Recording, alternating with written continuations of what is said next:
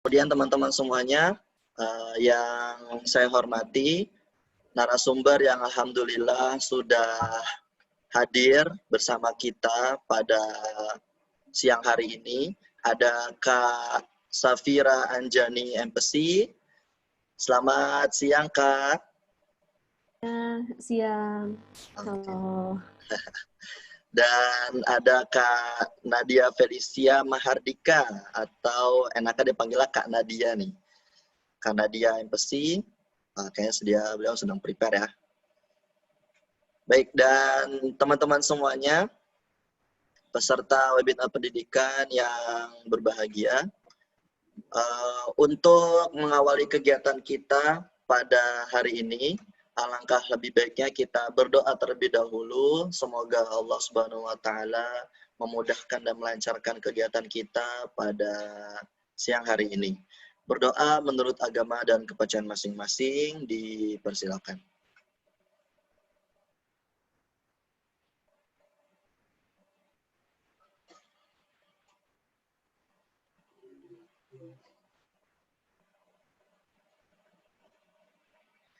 Amin amin ya rabbal alamin. Teman-teman semuanya, sebagai pembuka, saya kayaknya pendidikan ini merupakan hal penting ya untuk anak-anak di zaman sekarang ini, baik itu dia sudah dididik dari awal dia lahir sampai dia sekarang, itu butuh yang namanya proses pendidikan gitu. Dan proses pendidikan ini tidak lepas atas bantuan dari keluarga. Dalam hari ini adalah orang tuanya yang membantu dalam proses pendidikan si anak ini. Nah, untuk itulah kami dari We Care Private for Special Need mengangkat tema kesiapan orang tua dalam menentukan jenjang selanjutnya untuk anak berkebutuhan khusus. Sebagai gambaran kepada teman-teman semuanya, baik itu orang tua dan guru yang hadir dalam kegiatan ini, sebenarnya bagaimana kiat-kiat atau hal-hal yang harus kita siapkan selaku orang tua untuk menentukan jenjang pendidikan anak kita nih, terutama anak berkebutuhan khusus, seperti itu ya. Di sini kami sudah datangkan dua pemateri. Yang tadi narasumber pertama kita ada Kak Safira Anjani MPC selaku kandidat psikolog, dan ada Kak Safira Anjani dari MPC selaku kandidat psikolog, dan ada Kak Nadia Felicia Mahardika MPC narasumber kedua kita ya. Baik, langsung saja untuk mempersingkat waktu kita masuk ke penyampaian materi yang pertama yang akan disampaikan oleh Kak Safira Anjani MPC selaku kandidat psikolog ya. Sebelumnya izinkan saya untuk membacakan kurikulum vitae beliau terlebih dahulu dari Kak Safira Anjani ya. Nah, Kak Safira Anjani ini beliau alhamdulillah berpendidikan atau sekarang sedang menempuh pendidikan S1-nya di Universitas Indonesia Fakultas Psikologi. Betul ya Kak Safira ya? Kemudian S2-nya sekarang juga di Universitas Indonesia Fakultas Psikologi juga ya, Kak ya? Nah, kemudian hobi beliau ya. Nah, nih Kak Safira Anjani ini saya baca kuliah mempunyai hobi yang pertama, beliau sangat senang di dunia pendidikan, di dunia anak terutama, dan masalah keluarga. Kemudian beliau juga hobi berolahraga, salah satunya adalah bermain sepak bola, kemudian bola basket, dan juga olahraga atletik. Nah, nanti apa tuh atletiknya tuh? Kemudian hobi beliau juga, beliau suka nonton film, kemudian suka belajar bahasa nih. Kalau yang saya di sini, beliau bisa berbicara speak multiple language lah, lebih dari 2 bahasa nih. Bahasa apa aja Kak? Bahasa Inggris, bahasa Indonesia, bahasa Jawa, bukan ya? Nggak bisa. Nggak bisa bahasa Jawa. Apa lebih bahasa Inggris ya? Iya, lebih ke bahasa Inggris sih. Oke. Kemudian untuk pengalaman beliau selama beliau belajar. Beliau S1 tadi di Universitas Indonesia dan sekarang juga sedang menempuh pendidikan S2 di Universitas Indonesia. Kemudian pengalaman beliau, beliau sebagai floating teacher di sekolah Cikal. Itu apa? SMA ya, Kak? Sekolah Cikal itu. SD, dari TK sih, dari TK sampai SD kelas 5. Oh gitu. Di sekolah Cikal. Kemudian yang terakhir beliau pernah sebagai asisten psikolog di Klinik Terpadu Psikologi Universitas Indonesia. Tepatnya di tahun 2018 seperti itu, ya. Baik, langsung saja untuk mempersingkat waktu, kami mohon kesediaannya kepada Kak Safira Anjani, MPC, selaku kandidat psikolog, untuk dapat menyampaikan materi yang pertama. Waktu dan tempat kami persilakan. Iya, baik. Terima kasih. Boleh itunya ya, PPT-nya? Oke. Di-share dulu.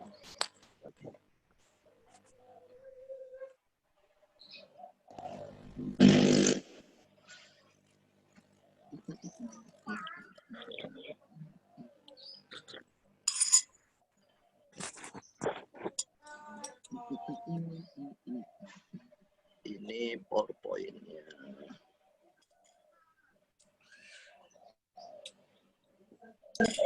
Nah. Oke, Assalamualaikum warahmatullahi wabarakatuh. Selamat pagi semuanya. Hari ini saya mau mempresentasikan ya gimana proses penerimaan dan persiapan orang tua untuk pendidikan anak special needs. Oke, boleh lanjut? Oke, jadi selama saya berpraktek ya menghadapi orang tua, menghadapi guru terkait dengan anak special needs, saya mendapatkan bahwa ada beberapa hal nih yang dihadapi oleh orang tua dari anak special needs. Pertama, mereka kebingungan dalam menentukan pendidikan untuk anaknya. Kedua, adanya keluhan dari pihak sekolah nih terkait dengan prestasi atau perilaku anak di kelas atau bagaimana, dan itu juga cukup mempengaruhi orang tua. Lalu ada juga kebingungan dalam membantu anak belajar di rumah, gimana nih caranya biar di rumah sama di sekolah belajarnya sama, apa yang bisa saya kerjakan di rumah, saya bantu di rumah, biar anak bisa ngerjain tugas dari sekolah, seperti itu. Lalu ada juga masalah dari anaknya nih yang merasa dikucilkan oleh teman-teman, atau misalnya tidak bisa bergaul dengan anak-anak di kelas, seperti itu. Nah, dari situ, next. Ini ada beberapa dampak emosi yang dirasakan oleh orang tua dari anak special needs. Oke, pertama, orang tua merasa ada rasa takut sama cemas ya akan kesulitan yang anak alami nih, terkait dengan masa depan juga, lalu apa yang harus orang tua lakukan untuk anaknya. Lalu ada rasa bersalah juga karena mengenai keterbatasan anak, seperti merasa kurang memperhatikan atau malah terlalu memperhatikan sehingga anggota keluarga yang lain tidak diperhatikan. Lalu ada perasaan iri juga karena merasa anak lain kok nggak kayak anak saya juga nggak kayak anak lain, ini saya iri gitu. Jadi ada rasa bersalah dari rasa iri itu juga. Dan ada merasa terisolasi karena anak sendiri kan kurang mampu untuk mengikuti acara misalnya dengan keluarga atau dengan teman-teman. Nah, sehingga orang tua sendiri juga merasa terisolasi karena itu. Dan belum lagi kalau dapat kritik dari orang lain, misalnya dari temannya atau dari orang tua kayak misalnya kakek nenek gitu kan, dapat komen, dapat kritik harusnya gini, harusnya gitu. Jadi mereka juga merasa terisolasi karena itu. Dan yang keempat, mereka juga merasa sedih karena merasa seperti kehilangan harapan gitu, karena anaknya tidak seperti anak lain, dan mereka juga pengalaman parentingnya tidak sama dengan orang tua lain gitu. Oke, next. Nah, jadi pada saat kita menghadapi orang tua special needs, pertama yang kami tekankan ke orang tua dan ke guru pasti masalah penerimaan. Gimana caranya ini sebelum menentukan pendidikan yang kita rasa tepat buat anak, kita membantu orang tua untuk menerima diagnosis anaknya terlebih dahulu. Misalnya pemberian diagnosis itu kan membuat orang tua merasakan emosi-emosi negatif ya, misalnya kaget, nggak percaya, takut, cemas gitu kan. Dan emosi-emosi itu menurut kami ya sebenarnya cukup wajar untuk dirasakan oleh orang tua. Oleh karena itu mereka pasti melalui proses grieving terlebih dahulu. Nah, proses grieving itu sebenarnya lebih ke proses yang harus dijalani untuk mencapai penerimaan diagnosa anaknya seperti itu. Lanjut. Nah, ini proses grieving ada 6 tahap ya. Ini saya beritahukan dulu. Jadi proses grieving itu merupakan proses yang bertahap nih, nggak sekali langsung mencapai penerimaan. Pasti ada tahapan-tahapannya dan itu penting untuk dilalui oleh orang tua. Dan kita juga harus bisa membantu orang tua begitu. Ada 6 nih tahap-tahapnya. Pertama, pasti orang tua merasa kaget nih. Pertama banget menerima diagnosis orang tua pasti merasa marah, sedih, kadang ada yang menangis, atau bahkan tertawa pada hal-hal yang tidak lucu, yang tidak pantas ditertawakan gitu, seperti salah satu, mekanisme dia untuk menyangkal gitu. Jadi ya sebenarnya itu wajar-wajar aja, merasa kaget dan segala macam, karena nanti akan mencapai ke proses kedua, di mana yaitu penyangkalan, menyangkal diagnosa atau disabilitas anaknya dan mencoba mencari realita baru seperti misalnya ke dokter lain atau ke psikolog lain untuk mencari fakta baru dan itu juga wajar untuk orang tua rasakan dan orang tua lakukan karena mereka mungkin merasa butuh second opinion dan segala macam. Jadi itu adalah salah satu proses dari grieving untuk mencapai penerimaan. Nah, proses selanjutnya adalah marah nih. Jadi setelah orang tua sudah mendapatkan informasi yang dia butuhkan tentang anaknya dan sudah fakta-faktanya sudah diberikan, kadang mereka merasa marah. Ini marah terhadap diri sendiri sama orang lain. Jadi ya di saat itu mereka merasa marah kenapa saya misalnya membiarkan anak saya seperti ini, kenapa anak saya mendapatkan diagnosa ini gitu dan itu nanti akan mencapai ke tahap mungkin bukan depresi yang seperti sedih berlarut-larut ya, cuma ya pasti ada masanya di mana orang tua merasa kehilangan malu atau bersalah karena anaknya tidak seperti anak-anak lain dan merasa kehilangan harapan karena anaknya memiliki beberapa kekurangan. Jadi ada beberapa harapan orang tua terhadap anak yang tidak bisa tercapai gitu. Nah, tapi dari situ nanti muncullah rasa penerimaan, menerima dan mencintai kekurangan dan kelebihan anak. Itu namanya unconditional positive regard, di mana orang tua sudah mulai, oke nih, anak saya kelebihannya ini, kekurangannya ini, apa harapan yang bisa saya sesuaikan buat dia seperti itu. Nah, apa aja yang bisa dia capai, apa yang tidak, saya sesuaikan harapan saya sesuaikan lingkungannya untuk dia berkembang.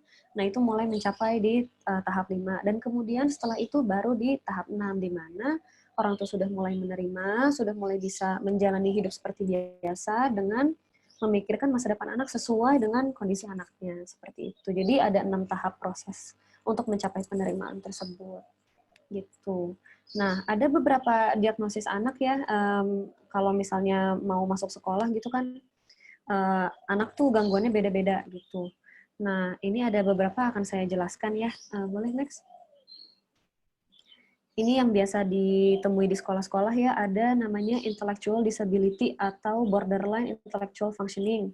Itu di mana anak itu memiliki keterbatasan pada aspek-aspek kecerdasannya seperti atensi, memori, terus perkembangan bahasanya mungkin juga telat, terus daya tangkap nih misalnya diajarkan sesuatu dia lama nangkepnya, slow learner gitu kan. Dan ada juga daya nalar misalnya disuruh mengerjakan tugasnya lama, terus diajarin juga kok kayaknya lama ngertinya gitu. Nah, ada juga keterbatasan pada aspek kemampuan adaptifnya. Jadi bukan cuma aspek kecerdasan, tapi di kemampuan adaptif juga. Jadi di kemampuan adaptif itu ada 3, ada kemampuan menguasai konsep seperti waktu, uang, angka, dan sebagainya ya. Terus ada bina diri seperti misalnya mengurus diri sendiri, makan, menyendok makan, terus misalnya mandi, membersihkan diri setelah buang air kecil gitu. Dan ada juga keterbatasan di interaksi sosial karena tidak sesuai dengan usianya dan tidak sesuai dengan anak-anak lain sehingga ada masalah di interaksi sosialnya. Nah, kesulitan yang dihadapi anak seperti ini di sekolah biasanya adalah prestasi akademis mereka tertinggal. Jadi tidak sesuai tidak sesuai KKM kali ya dibilangnya ya. Misalnya dianggapnya tidak mencapai target seperti itu. Dan biasanya kekurangannya tuh nggak cuma di satu pelajaran, biasanya di beberapa pelajaran terlihat nih, oh bukan cuma di pelajaran matematika, di pelajaran lain juga kurang nih performanya gitu. Jadi itu yang biasa kita tangkap dari keluhan orang tua dengan anak intellectual disability. Lalu ada juga nih kesulitan yang dihadapi adalah sulit menangkap pelajaran dan membutuhkan bantuan khusus dari guru. Jadi biasanya kami menerima keluhan dari guru, ini harus diperhatiin terus nih, nggak bisa ditinggal atau harus selalu dibantu. Kalau nggak dibantu kerjanya nggak selesai gitu. Terus misalnya ngertinya lama, jadi harus saya jelasin berulang-ulang, harus saya jelasin satu-satu. Instruksinya harus saya pelan-pelanin gitu. Dan selain itu juga ada sulit berteman ya, karena kan kalau berteman kan mereka komunikasi, interaksi, dan itu juga membutuhkan aspek kecerdasan seperti itu. Jadi ada kekurangan juga di masalah pertemanan seperti itu. Itu adalah kesulitan yang dihadapi anak dengan gangguan intellectual disability atau borderline intellectual functioning. Oke, lanjut. Ada juga gangguan belajar, seperti misalnya kesulitan membaca, misalnya kan udah pada tahu ya tentang disleksia gitu ya. Misalnya kok bacanya susah, kebalik-balik, nggak lancar gitu. Terus kok bacanya dia nggak paham arti bacaannya seperti itu. Nah itu adalah gangguan belajar, salah satunya kesulitan membaca. Ada juga gangguan belajar, kesulitan menulis. Jadi dia sulit mengeja, terus ada salah gramatikal, terus tulisannya tidak rapi, tidak terorganisir, dan tidak kreatif gitu. Jadi kosakatanya itu aja, yang dipakai itu aja, padahal udah diajarin seperti itu. Ada juga kesulitan menghitung. Jadi tidak memahami konsep dan fakta angka, misalnya tambah-tambahan, kurang-kurangan, padahal yang diajarin tuh mungkin sederhana, misalnya 1 tambah 1, tapi itu sulit untuk mereka mengerti, seperti itu. Nah, kesulitan yang dihadapi oleh anak dengan gangguan belajar, biasanya sulit mengikuti kegiatan belajar, spesifik pada materi yang mengharuskan mereka untuk menulis atau membaca atau berhitung, seperti itu. Jadi ini beda ya dengan yang gangguan sebelumnya. Gitu. Oke, lanjut. Ini gangguan yang cukup sering kita hadapi juga ya dari keluhan guru gitu. Jadi ini ada gangguan namanya ADHD, Attentional Deficiency ya. Jadi ADHD ini gangguan atensi atau hiperaktivitas.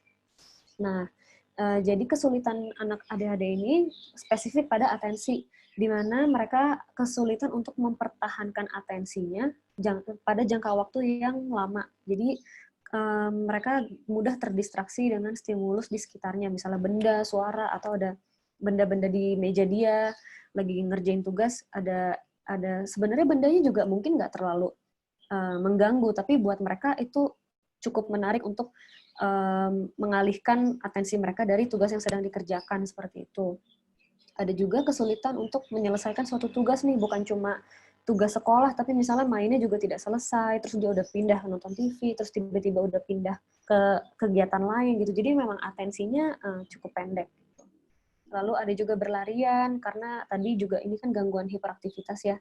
Misalnya sulit untuk duduk tenang, disuruh duduk tenang pada saat di kelas juga susah gitu. Atau sering berlarian, memanjat gitu. Dan ada juga karena mereka atensinya pendek gitu, jadi mereka tuh mudah lupa dan mengabaikan hal-hal detail dari pekerjaan mereka. Makanya suka keluhannya tuh kok ceroboh, kok pelupa gitu. Kok hal-hal kecil dia nggak ingat, apa-apa ketinggalan seperti itu.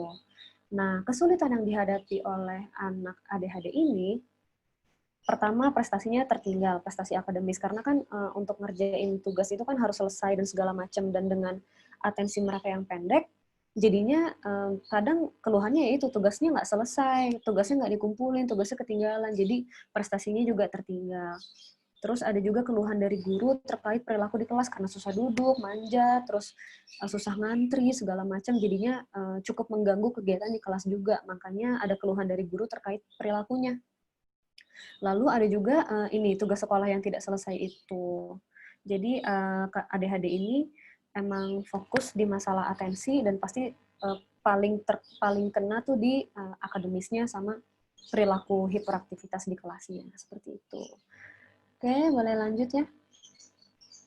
Ini juga sering ditemui oleh kami gangguan autisme.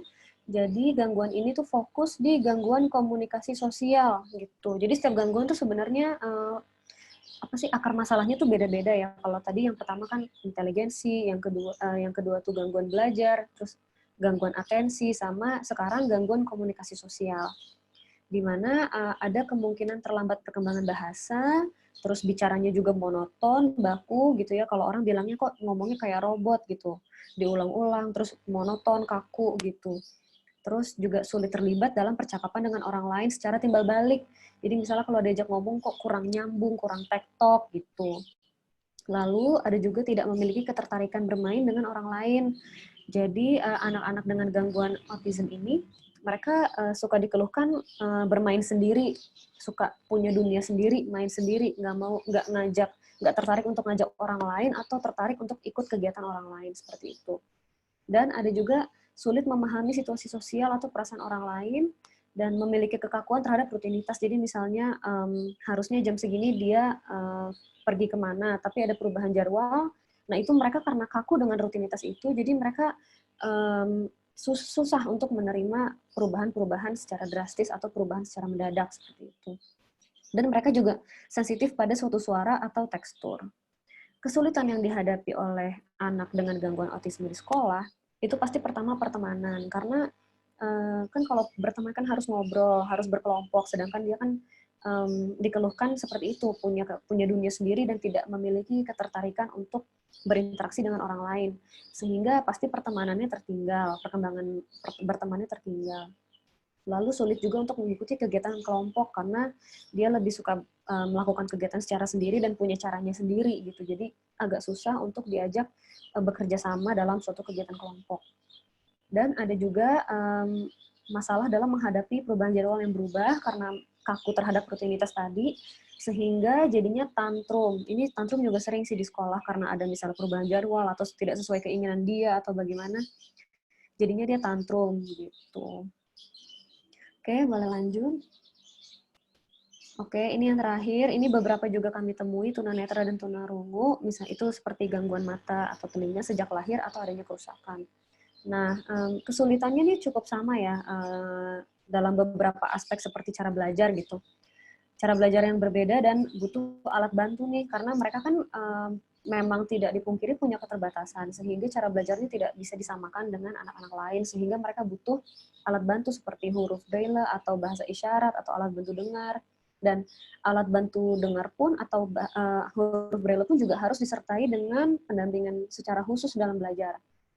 Seperti itu. Lalu adanya juga kurang fasilitas yang memadai di sekolah untuk membantu anak belajar, sehingga orang tua juga harus mencari bantuan lain gitu di rumah. Jadi tidak cukup untuk mengandalkan di sekolah saja.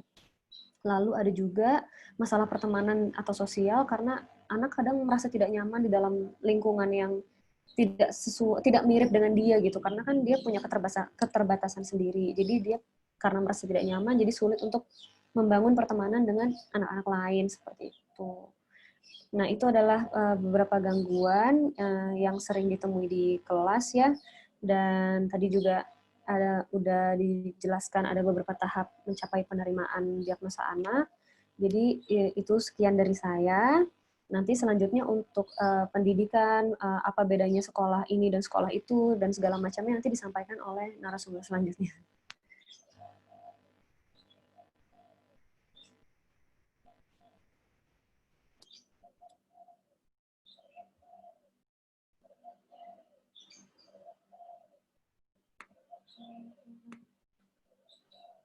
Kak, sorry masih di mute suaranya. Masih ke mute, Pak. Oh iya, Iya. terima kasih, mohon maaf. Terima kasih kami ucapkan kepada Kak Safira atas penyampaian materinya tentang penerimaan dan persiapan orang tua untuk pendidikan anak special need. Bagi teman-teman semua, ditahan dulu pertanyaan-pertanyaannya, ditulis dulu boleh pertanyaan-pertanyaannya, nanti ketika waktu sesi tanya jawab baru boleh disampaikan. Karena untuk sekarang ini kita lanjut dulu ke pemaparan materi yang kedua yang akan disampaikan oleh Kak Nadia. Assalamualaikum Kak Nadia. Waalaikumsalam. Nah, gimana Kak Nadia kabarnya? Baik, alhamdulillah. Alhamdulillah ya. Nah, teman-teman semuanya, Kak Nadia ini punya nama lengkap Kak Nadia Felicia Mahardika, MPC psikolog. Betul ya Kak Nadia ya? Betul. Betul. Dan untuk pengalaman pendidikan beliau, beliau ini SMP-nya di SMP Negeri 5 Bandung. Kemudian SMA-nya di SMA Negeri 3 Bandung. Waduh, di Bandung semua nih. Kemudian untuk S1-nya beliau kuliah di Universitas Islam Bandung atau Unisba, Fakultas Psikologi. Dan S2-nya beliau mengambil di Universitas Indonesia, Fakultas Psikologi. Kemudian untuk pengalaman beliau nih, wah, ini saya baca pengalaman kerja beliau. Saya baca tiga poin. Yang pertama, beliau sebagai psikolog anak dan remaja di Biro Psikologi dan Terapi Anak Berkebutuhan Khusus Puspanadi pada tahun 2020, tepatnya bulan Agustus sampai dengan sekarang. Kemudian beliau juga tepatnya di bulan Februari kemarin sampai bulan Juli, beliau sebagai psikolog anak dan remaja di Klinik Pratama Surya Medika 76 Bandung. Dan untuk pengabdian beliau selama menjalani pendidikan, ini lumayan banyak juga, ya. Saya bacakan diantaranya, beliau ini pernah menjadi narasumber talk show Metro Radio dengan tema gadget dan bullying pada tahun 2019. Kemudian sebagai narasumber sharing Ranggon @ranggon.iec dengan tema manfaat berkebun untuk anak. Dan terakhir nih, pada tahun 2020, beliau sebagai psikolog remaja dalam Ruang Tengah @ketik_hasaka. Itu apa Kak? Lembaga ya? Itu kayak program volunteering sejak COVID-19 gitu, kerjasama antara RSAS sama apa tuh namanya, PDSKJI, apa sih, Persatuan Dokter Psikiater Bandung. Oh.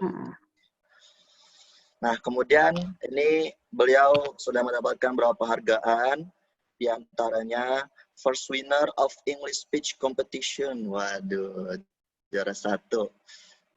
Speak bahasa Inggris ya, di Universitas Negeri Yogyakarta.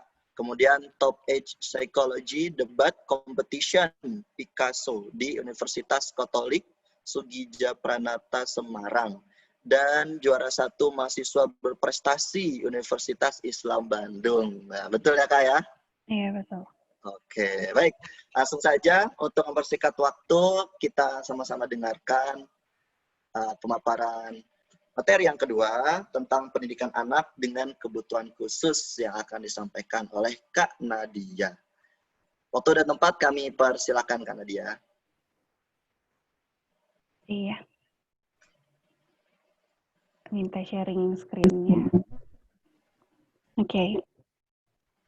Tadi dari Kak Safira udah menjelaskan mengenai hal-hal apa saja yang biasa kita temui pada anak-anak dengan berkebutuhan khusus. Sekarang mungkin aku bakal menjelaskan mengenai pendidikan anak dengan berkebutuhan khusus itu hal apa aja sih yang mesti kita persiapkan dan bentuk-bentuknya seperti apa aja. Oke. Pertama, yang menjadi dasar pemikiran dari orang tua maupun dari pendidik, menurut saya yang pertama yang paling penting adalah apa yang dibutuhkan oleh anak, bukan apa yang diinginkan oleh orang tua. Jadi mungkin kemarin kan cerita dari Pak Septian kemarin katanya yang pendengar hari ini banyak dari pendidik juga. Jadi mungkin ini hal yang perlu disampaikan dari pendidik kepada orang tua bahwa hal yang menjadi dasar dari pendidikan anak-anak berkebutuhan khusus itu adalah memang anak tuh butuhnya apa, bukan orang tua pengennya apa. Itu yang pertama. Ya, selanjutnya. Nah, untuk kebutuhan anak sendiri, berarti kan anak perlu diberikan, karena anak-anak ini memiliki kebutuhan yang memang khusus juga, maka pendidikan juga pun harus lebih ekstra dibandingkan dengan anak-anak yang tipikal atau anak-anak pada umumnya. Nah, kalau pendidikan anak untuk kebutuhan khusus di Indonesia sendiri, ada dua. Yang pertama ada sekolah segregasi atau sekolah luar biasa yang seperti biasa sering kita temui. Ini bentuknya tuh ada SLB maupun sebetulnya ada homeschooling. Biasanya sekarang dikembangkan oleh swasta. Itu homeschooling untuk anak-anak berkebutuhan khusus. Nah, ada juga sekolah inklusi. Sekolah inklusi ini memang yang anak sekolah di ruang yang memang besar, terus anak-anaknya juga banyak, dan biasanya anak-anak dengan kebutuhan khusus yang sekolah di sekolah inklusi ini didampingi oleh shadow teacher. Selanjutnya.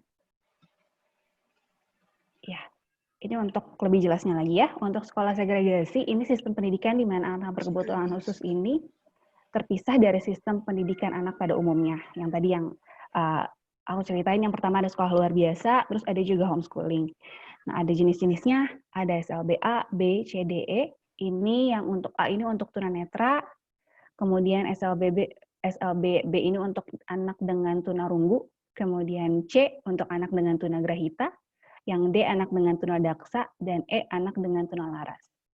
Nah, sekolah segregasi juga biasanya menyediakan fasilitas berupa layanan terapi yang memang dibutuhkan untuk anak-anak. Misalnya ada terapi bicara, terapi ABA ini terapi perilaku, kemudian okupasi, ada juga terapi sensor integrasi. Nah, ini biasanya ada penyediaan fasilitas juga, cuma biasanya yang saya sering temui di lapangan adalah bahwa memang si terapi ini mereka bayar lagi gitu.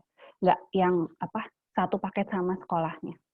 Cuma biasanya mereka akses untuk ke terapi seperti ini lebih mudah didapat. Selanjutnya. Yang kedua ada sekolah inklusi.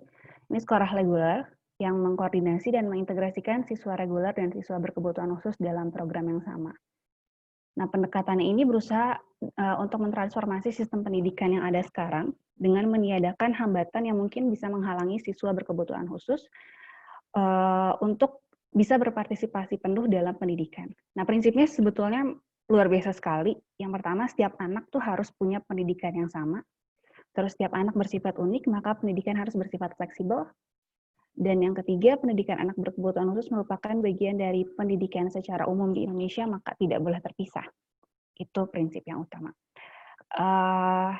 Nah, guru-guru di sekolah inklusi ini dianggap harus memiliki wawasan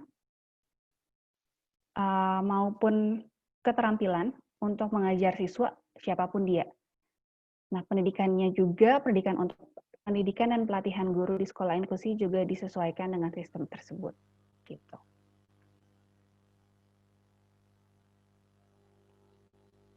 Iya. Di sini ada kelebihan dan kekurangan sekolah segregasi. Aku jelasin dulu tentang kelebihannya. Yang pertama, jadi ada kalau di sekolah segregasi atau tadi yang kita sebutin contohnya ada SLB ataupun homeschooling khusus untuk anak berkebutuhan khusus. Yang pertama, tersedia alat-alat bantu belajar atau layanan terapi yang memang dirancang khusus untuk siswa. Yang tadi misalnya ada buku braille, ada peta timbul, ada terapi-terapi, dan lain sebagainya. Nah, terus jumlah siswa dalam satu kelas juga cenderung sedikit, sehingga guru dapat fokus secara intensif kepada masing-masing anak. Gitu. Dan untuk SLB maupun homeschooling, biasanya guru itu mempunyai latar belakang PLB. Jadi dianggap lebih paham terhadap kebutuhan anak.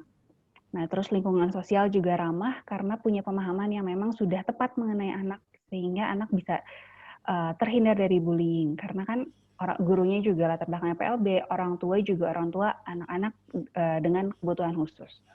Gitu. Terus lingkungan fisiknya juga cenderung aksesibel karena pada umumnya dirancang dengan mempertimbangkan masalah mobilitas anak. Misalnya anak-anak dengan tunarungu, terus anak-anak dengan misalnya tadi cerita dari Kak Safira, anak-anak dengan ADHD, biasanya misalnya mereka sudah dari ruang kelas tuh udah dihindarkan tuh benda-benda yang misalnya benda-benda yang tajam atau misalnya benda-benda yang mudah pecah kayak gitu. Terus anak juga dapat diperhatikan secara optimal tadi karena memang jumlah siswanya sedikit, juga guru bisa fokus secara intensif. Dan yang terakhir ini untuk anaknya sendiri, harga diri anak juga cenderung lebih meningkat karena mereka diberikan sistem pendidikan yang memang khusus berbeda dengan sistem pendidikan anak pada umumnya. Gitu. Ya, selanjutnya untuk kekurangan sekolah segregasi, pertama memang sosialisasi anak menjadi terbatas karena anak kan bersosialisasi dengan anak yang berkebutuhan khusus juga. Oleh karena itu, poin yang kedua, anak tidak menghadapi dunia yang memang nyata. Jadi maksudnya ketika di luar, ketika misalnya anak dengan tunarungu, ketika di luar ada orang-orang yang memang tidak paham dengan keadaan tersebut, dan anak kalau misalnya di sekolah segregasi, dia gak biasa untuk ketemu sama orang-orang seperti itu. Gitu. Penyelenggaraan pendidikan juga relatif mahal. Terus adanya kesenjangan kualitas pendidikan dengan pendidikan umum yang memang kita tidak bisa samakan gitu apa yang memang diberikan di kelas 1 SD di FLB maupun dibandingkan dengan kelas 1 SD di sekolah umum misalnya gitu. Terus pada dasarnya memang penyelenggaraan pendidikan sekolah segregasi Indonesia pun belum optimal. Jadi memang kita tetap harus jika kita ingin menyekolahkan anak ke sekolah luar biasa maupun ke homeschooling, tetap harus memperhatikan apakah anak betul-betul diperhatikan ya, karena kadang murid terlalu banyak di kelas, tetap aja ada yang seperti itu, sehingga guru pun jadi kewalahan gitu. Oke, selanjutnya. Nah, ini kita bahas mengenai sekolah inklusi untuk kelebihannya. Yang pertama, sosialisasi anak menjadi lebih luas karena tadi anak yang dengan kebutuhan khusus dia akan ketemu sama anak-anak tipikal, anak-anak pada umumnya. Terus dia juga akan ketemu sama orang tua yang anak-anak tipikal yang mungkin tidak sepenuhnya paham sama sama keadaan mereka, dan pada akhirnya jadi ya mungkin nanti ada adaptasi, ada saling penyesuaian dan lain sebagainya. Terus anak-anak kebutuhan khusus maupun anak lainnya dapat saling berinteraksi. Di sini juga anak punya tuntutan yang sama seperti di dunia nyata. Dia kan akan, misalnya dia ketemu sama tetangga, dia ketemu sama orang-orang lainnya, kurang lebih akan sama seperti keadaan di sekolahnya. Terus pendidikan anak secara individual tetap diperhatikan dengan adanya shadow teacher. Gitu. Kekurangannya, minimnya sarana penunjang sistem pendidikan inklusi. Nah, pendidikan inklusi ini sedikit banyak memang bisa dianggap baru di Indonesia. Oleh karena itu, bagaimanapun juga tidak bisa dipungkiri bahwa pengetahuan dan keterampilan yang dimiliki oleh guru di sekolah inklusi di Indonesia masih sangat terbatas gitu. Karena pendidikan inklusi di Indonesia memang belum dipersiapkan secara optimal sama pemerintahnya sendiri. Jadi untuk mengakomodasi kebutuhan anak-anak berkebutuhan khusus pun jadi masih sangat terbatas. Sehingga kalau misalnya mau dibilang sebetulnya program pendidikan inklusi terkesan seperti program eksperimental, kecuali memang sekolah yang ini jatuhnya jadi rata-rata sekolahnya swasta yang memang mereka mengembangkan sendiri, tidak bergantung sama pemerintah gitu. Oke.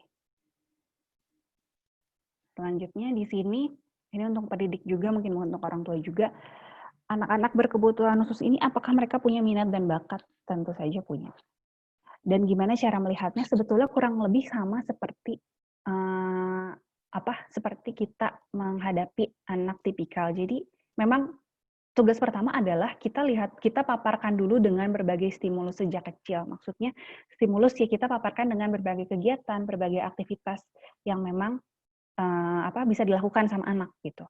Misalnya musik, menggambar, melukis, merakit dan lain sebagainya. Berikan juga situasi yang stress-free buat anak supaya anak tuh tidak merasa dituntut untuk mengembangkan minat dan bakatnya itu sejak kecil. Terus kalau misalnya anak bisa ditanya, tanyakan aja sama dia. Biasanya sih kalau anaknya bisa bicara terus bisa berkomunikasi, biasanya dia sendiri juga tahu sebetulnya dia sukanya apa gitu. Tanyakan kepada anak sendiri apa yang ia sukai. Misalnya saya pernah ketemu anak dengan autism, terus dia tuh kalau misalnya ngomong pakai bahasa Indonesia kurang senang gitu. Jadi sebenarnya saya tanya aja waktu itu, kamu senangnya saya ngobrol sama kamu pakai bahasa Inggris atau pakai bahasa Indonesia? Ternyata dia sendiri bilang kalau aku lebih senang pakai bahasa Inggris, dan ketika saya tanya jawab pakai bahasa Inggris, jadinya komunikasinya lebih jelas, dia pun juga lebih ekspresif dalam mengemukakan apa yang dia senang, apa yang dia rasakan gitu. Jadinya bisa ditanyain aja sih sebetulnya kalau memang anak bisa berkomunikasi. Karena gimana pun juga mereka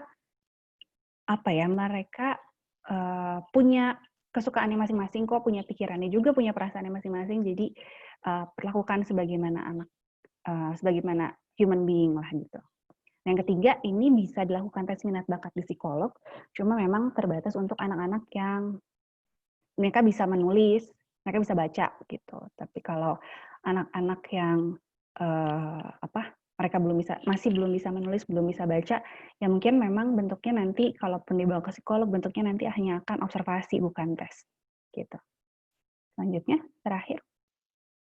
Nah, tadi kita membahas mengenai pendidikan di sekolah. Nah, pendidikan di rumah juga tidak boleh dilupakan. Pertama, dari orang tua sendiri harus diingatkan untuk mengerjakan tugas yang memang diberikan dari tempat terapi atau dari sekolah gitu kan ya. Di sekolah misalnya yang kurang di anak apa nih? Misalnya dia toilet trainingnya masih bermasalah. Nah, itu orang tua juga harus diingatkan dan dilatihnya bukan cuma di sekolah, tapi di rumah juga. Tujuannya juga ini agar perilaku anak tuh konsisten.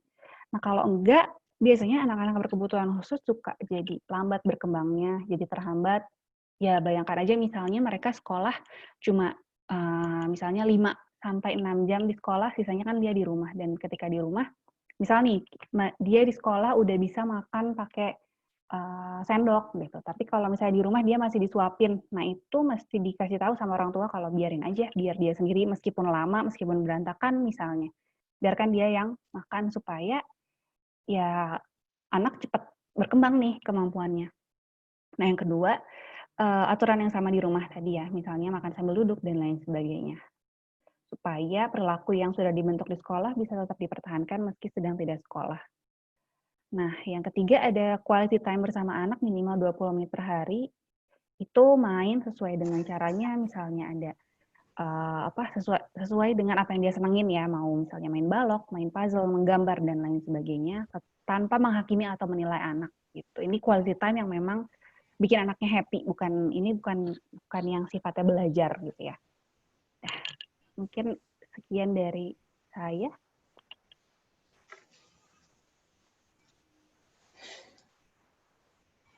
Oke, terima kasih Kak Nadia atas pemaparan materinya tentang pendidikan anak dengan kebutuhan khusus. Ya, baik teman-teman semuanya, itu tadi sudah sama-sama kita dengarkan 2 materi yang disampaikan oleh Kak Safira dan Kak Nadia.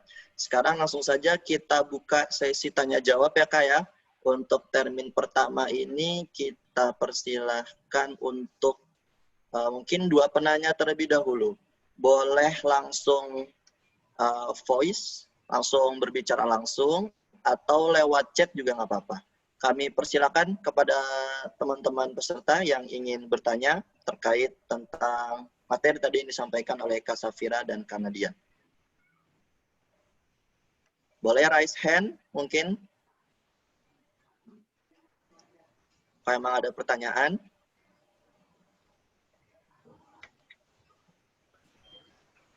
Oh ya. Baik, Kak Septian, silakan Kak. Bismillahirrahmanirrahim. Assalamualaikum warahmatullahi wabarakatuh. Terima kasih. Saya ingin bertanya kepada Kak Nadia. Tadi saya tertarik sekali di materi bagaimana cara melihat minat dan bakat anak ya. Di situ tadi Kak Nadia paparkan 3 poin. Nah, jadi saya kebetulan memiliki siswa. Di siswa ini tuh usianya sudah sekitar 17 sampai 18 tahun. Dia ADHD, tidak bisa membaca, belum bisa membaca. Untuk minat dan bakatnya pun kita sudah mengoptimalkan, mencari gitu kan. Seperti apa sih dari segi kecilnya, dari musika atau segala macamnya itu tuh belum ketemu gitu kan.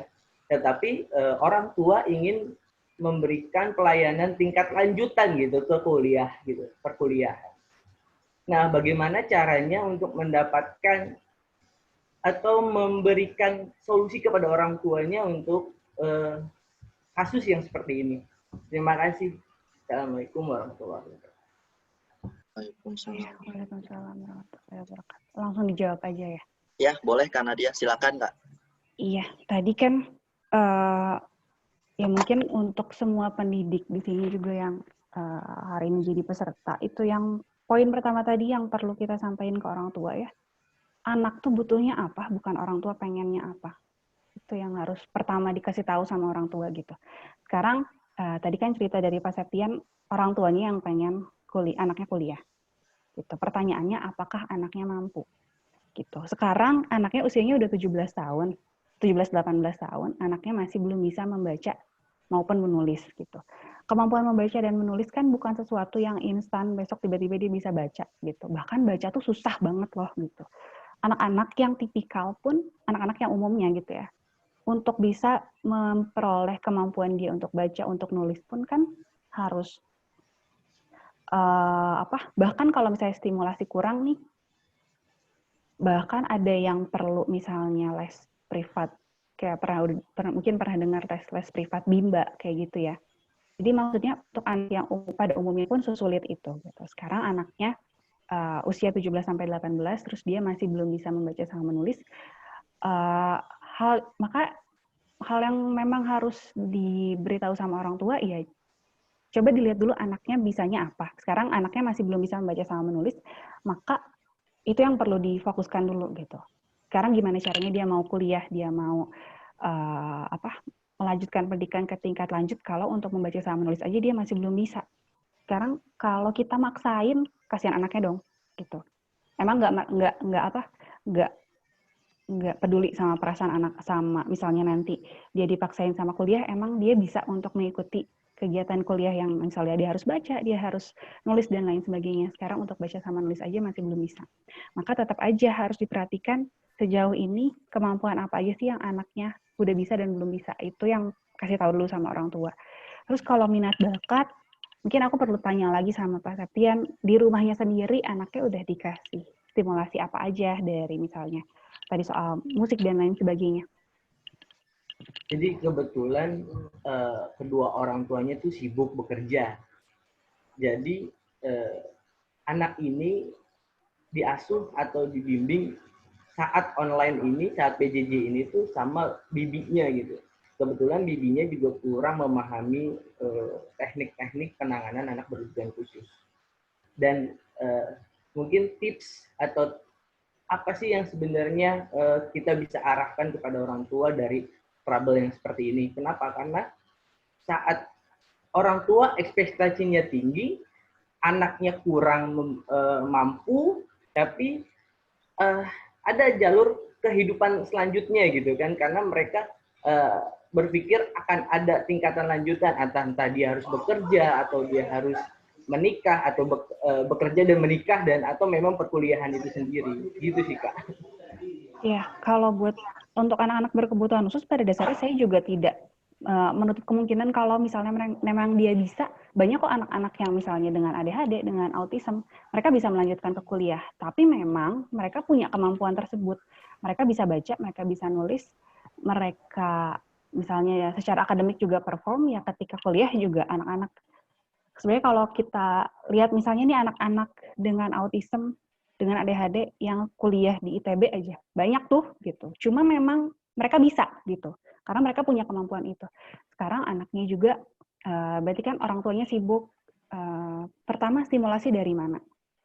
Misalnya dari bibinya sendiri juga dia kurang bisa untuk menangani anaknya, berarti anaknya sekarang gimana caranya bisa menemukan minat bakatnya anak kalau misalnya stimulasi juga kurang gitu. Apa yang mesti dikasih tahu adalah ya mungkin kalau aku akan tanya sebetulnya orang tua peduli sama anak atau enggak. Ya kalau misalnya orang tua peduli sama anak ya harus spare waktu sih untuk anaknya, untuk sharing minat dan bakat anak gitu. Terus kalau misalnya memang peduli sama anak, tadi misalnya dua-duanya sama-sama sibuk, ya mungkin harus ada yang ngorbanin nih, harus ada yang ngorbanin apakah misalnya ibunya atau ayahnya untuk memang fokus sama pendidikan anaknya dulu gitu. Mau misalnya anaknya sekolah atau gimana? Sekolah sekarang SMA kelas 3. Di mana apa? Pendidikan inklusi atau apa? Iya, inklusi, pendidikan inklusi. Ya, pendidikannya inklusi. Nah, terus tadi, apakah orang tuanya sayang nggak sih sama anaknya? Kalau misalnya sayang, dia nggak akan maksain dong anak yang belum bisa baca sama nulis, terus dia udah dipaksa harus kuliah, gitu loh. Karena kan, ya bayangin aja dia, maksudnya mungkin Pak Septian bisa bantu orang tua untuk memahami bagaimana sih sebetulnya keadaan anak sekarang gitu. Karena kan sekarang tadi katanya dia baca sama nulis aja belum bisa. Terus sekarang dipaksa harus kuliah. Mau stres apa sih anak gitu? Mau serendah apa sih harga diri anak tiba-tiba dia dipaksa kuliah tapi baca sama nulis aja dia belum bisa gitu. Itu sih. Terus apakah misalnya kalau kuliah nanti dia bisa didampingi atau gimana? Sejauh ini sejujurnya saya sendiri belum menemukan yang memang perkuliahan yang khusus untuk anak-anak berkebutuhan khusus yang misalnya bisa didampingi sama shadow teacher, terutama apalagi dia belum bisa baca sama nulis. Nah, setahu saya, anaknya di mana ini tinggalnya? Kebetulan tinggalnya di Jakarta Timur. Oh, di Jakarta. Aku kurang tahu ya kalau di Jakarta. Cuma kalau di Bandung ada nih khusus kuliah untuk anak-anak berkebutuhan khusus, tapi dia fokusnya di graphic designer. Nah, tapi memang itu pun harus yang ya anak-anaknya memang sudah minimal untuk basic skill seperti membaca dan menulis, ya dia harus udah bisa gitu. Tapi kalau misalnya belum bisa ya nggak susah, gimana mau dipaksakan gitu. Ya jadi kalau mau ya itu dulu yang difokusin, hal apa sih yang memang belum bisa dikuasai sama anak, ya orang tua fokusnya ke situ gitu. Tanya konfrontasi lagi aja sama orang tua, kira-kira orang tua pengennya apa gitu, tujuannya apa. Goalnya juga jangan terlalu unrealistic gitu, anaknya sekarang belum bisa baca tiba-tiba besok mau kuliah, ya jangan kayak gitu juga gitu. Iya, Pak Septian gimana?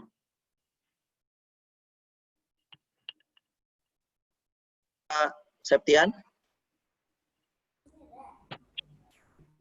Iya, ternyata Kak Septian terputus. Mungkin gangguan sinyal ya di rumahnya. Tapi insya Allah mungkin cukup jelas ya apa yang disampaikan. Oh ya, baik. Sekarang kita lanjut ke pertanyaan kedua dari Kak Endro dulu ya. Nanti setelah itu baru Kak Putri. Oke? Baik, silakan Kak Endro pertanyaannya. Assalamualaikum warahmatullahi wabarakatuh. Waalaikumsalam warahmatullahi wabarakatuh. Ini saya nggak tahu mau nanya ke host atau ke narasumber yang satu dan yang dua. Cuman saya mau cerita dulu. Saya punya anak kembar 5 tahun umurnya. Dia sampai sekarang belum bisa bicara, berkomunikasi lancar. Secara fisik kalau ditanya, kalau orang melihat, mereka ini ditebak umurnya 3 tahun. Padahal umurnya sudah 5 tahun.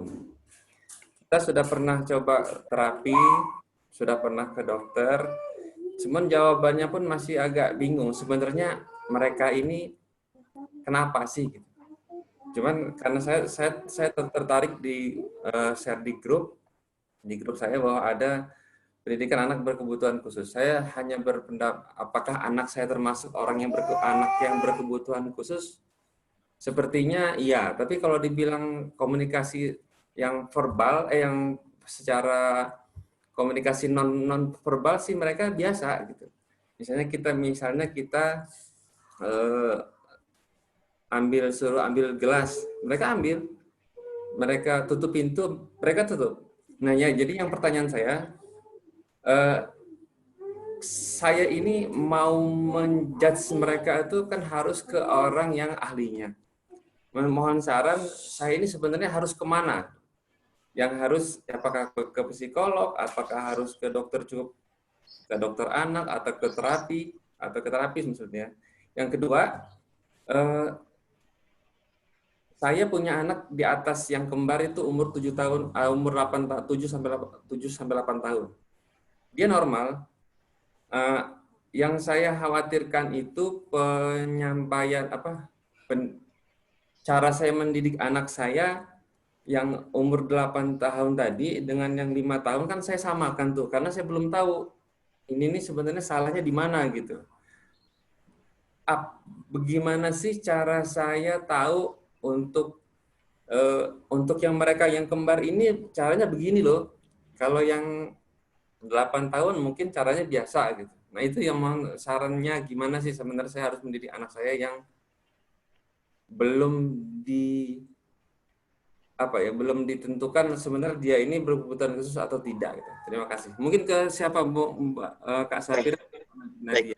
Terima kasih Pak Hendro atas pertanyaannya. Kita langsung aja ya. Apa bagaimana mau boleh. ditampung dulu Safira karena dia? Langsung aja kali ya. Langsung aja ya. Oke, untuk Kak Putri sama Kak Sanjaya kita keep dulu ya. Kita dengar jawabannya dulu terkait tentang pertanyaan Pak Hendro. Oke, Kak Safira bisa mulai.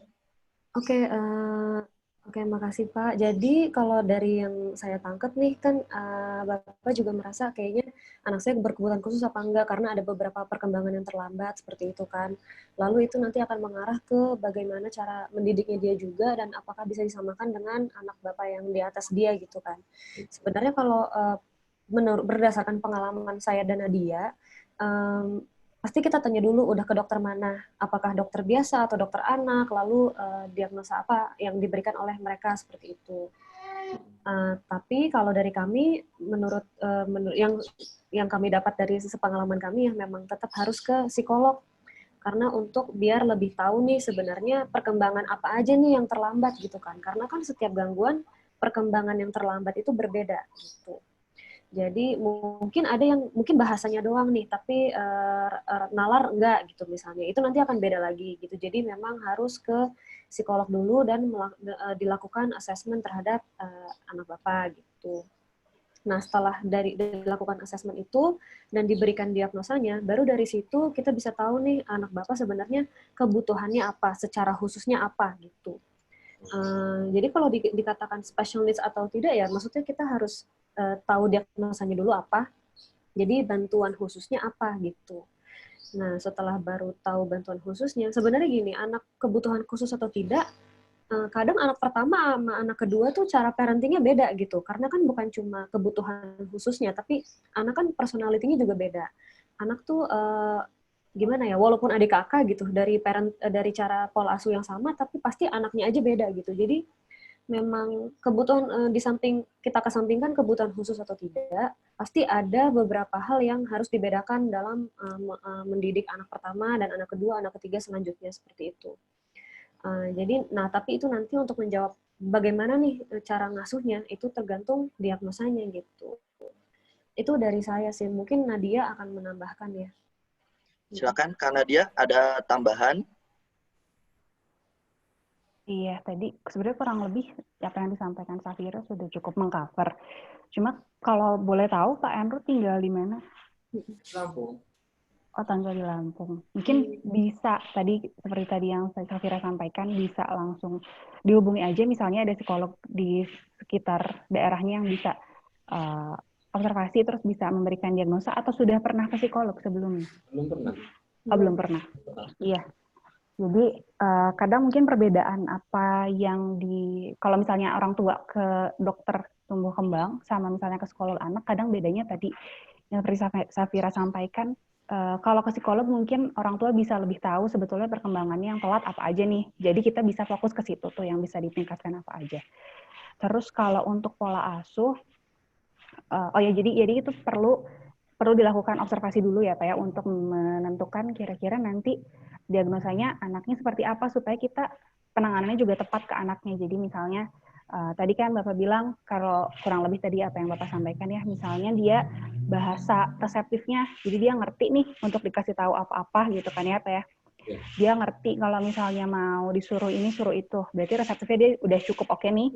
Tapi misalnya dia masih belum bisa untuk ekspresif, jadi maksudnya belum bisa untuk mengutarakan keinginannya, mengutarakan pengen apa gitu ya Pak ya, itu yang masih kurang. Nah, jadi nanti misalnya hal itu tuh yang perlu kita tingkatkan. Nah, misalnya kalau contoh-contohnya anak-anak dengan masalah yang bahasa ekspresifnya masih kurang, misalnya kita bisa terapi bicara kayak gitu Pak. Jadi disesuaikan sama kekurangan perkembangan anak, termasuk nanti diagnosanya apa gitu. Nah, terus untuk pola asuh, sebetulnya balik lagi ke tadi anaknya seperti apa. Cuma memang pada dasarnya mungkin yang bisa saya sampaikan, ada 2 hal yang harus diperhatikan dalam parenting ke anak ya Pak ya. Yang pertama, Ya. setiap orang tua harus menunjukkan atau memberikan kasih sayang sama anak. Bentuknya itu tadi bisa quality time, ngabisin waktu bareng anak, ngobrol sama anak, pokoknya membuat anak merasa diperhatikan dan disayang gitu. Itu yang pertama prinsipnya. Yang kedua adalah bikin aturan yang memang jelas gitu. Nah, tapi memang untuk anak yang usianya 5 tahun sama tadi 8 tahun ya Pak ya. Dia kan Yang 8 tahun normal biasa.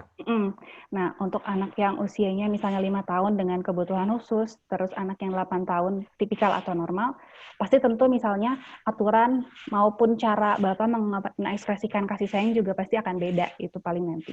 Disesuaikan dengan usianya dia, usia mentalnya dia gitu. Misalnya anak yang usia 5 tahun, dia masih belum bisa paham kalau Bapak ajak ngobrol nih kan gitu. Misalnya Bapak bisa tunjukkan kasih sayang Bapak dengan misalnya diajak main, terus misalnya dipeluk atau dibelai-belai kayak gitu. Nah, kalau misalnya anak yang usia 8 tahun dia kan udah mulai agak gede, misalnya Bapak bisa tunjukkan kasih sayang dengan misalnya Bapak ajak main dia keluar, misalnya main sepeda bareng atau misalnya kalau misalnya cewek misalnya main masak bareng di rumahnya misalnya kayak gitu, atau ngegambar bareng kayak gitu.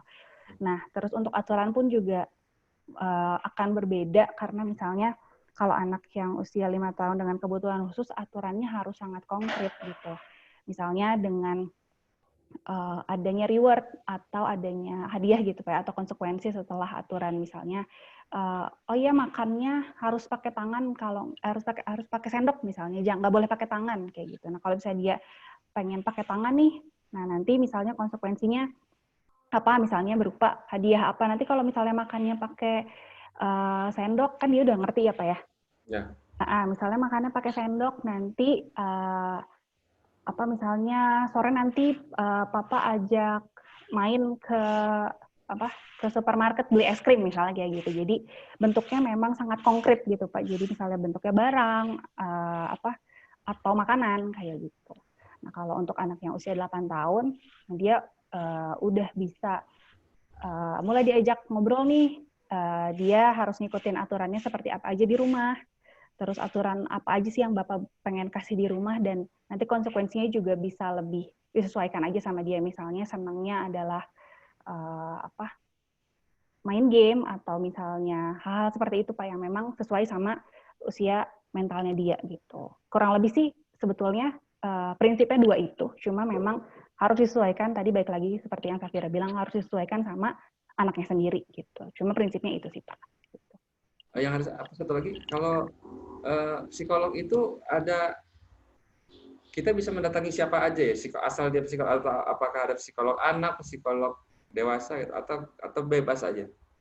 Nah, kalau psikolog sendiri memang kita punya kita punya biasanya kayak spesialisasinya masing-masing gitu Pak. Ada yang dewasa, ada yang anak, seperti saya sama Safira ini anak, terus ada juga yang mungkin dewasa, ada juga yang organisasi dan lain sebagainya. Dan memang beda-beda sih Pak. Kalau misalnya memang khusus untuk masalahnya memang tentang mengenai anak, ya memang Bapak bagusnya datangnya ke psikolog anak. Coba mungkin nanti sambil bisa kita carikan aja psikolog di anak di Lampung ya Safira ya, untuk Bapak juga. Nah. Arahnya kemana? Ya, terima kasih.